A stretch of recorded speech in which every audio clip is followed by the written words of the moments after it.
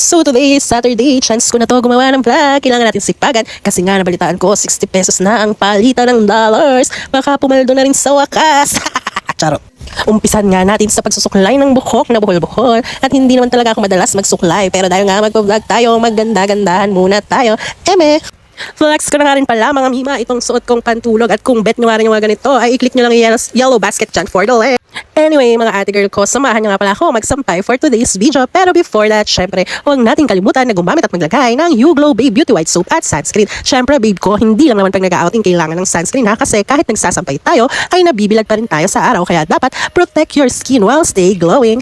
So habang naghihilamos nga pala tayo mga girly ko, ay tuturo ko na rin sa inyo kung paano ko ginagamit itong YouGlow Babe Beauty White Soap.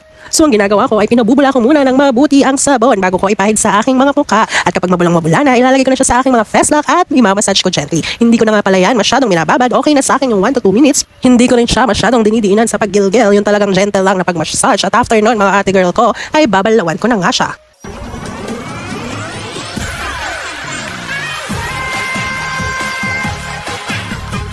At syempre, pagkatapos nating maghilamos, mapapansin na natin agad kung gaano ka-glowing ang skin natin. O diba, napaka-instant yan. Pero wag natin kalimutan na mag-sunscreen dahil ito ay another layer ng protection sa ating mga skin.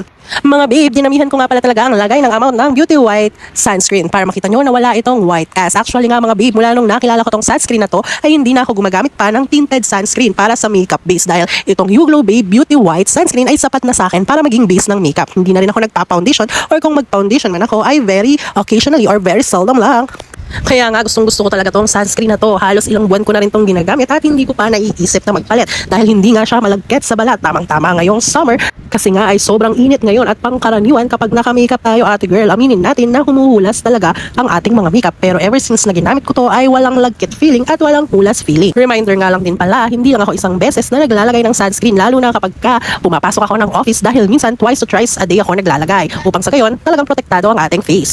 Ito rin kasi ang magiging sandata natin kapag nagkaedad-edad na tayo, hindi agad-agad tatanda ang ating skin or magsasag dahil naprotektahan ng sunscreen ang ating mga balat from UV rays at sa mga sunburn.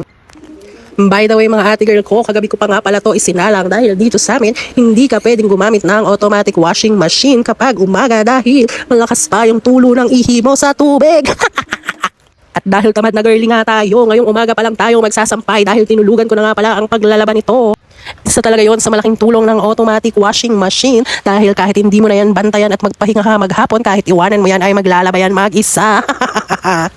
Hindi ko na nga pala kasi kayang maglaban ng kuskus-kuskus dahil maiipit yung mga tiyan ko doon. Pero kahit ganun nga mga mami ko, kahit na hindi tayo kagandahan at sobrang dambuhala tayo, ay laking thankful ko pa rin sa YouGlow Babe family at sa CEO nila dahil binigyan ako ng chance na mag-promote ng ganitong product. Sila nga yung unang brand na nagtiwala sa akin. Pinadalan lang naman nila ako ng pandalawang buwan stock ng Beauty White Soap at sunscreen kaya laking tipid ko rin mga mami ko. At dahil nga doon sa chance na binigay sa akin ng YouGlow Babe family ay kahit paano na-boost yung confidence level ko na gumawa ng mga ganitong vlog or content creation kahit na nakikita yung kadambuhalaan ng katawan ko. Ano daw? At isa rin to sa nagpapamotivate sa akin na alagaan ko na yung sarili ko at maging healthy dahil alam ko na kapag pumayat ako, mas madami pang opportunity yung darating dahil ngayon pa nga lang na ganito ang itsura at katawan ko ay may mga brand na nagtitiwala. What more pa kung aalagaan ko yung sarili ko, aroy.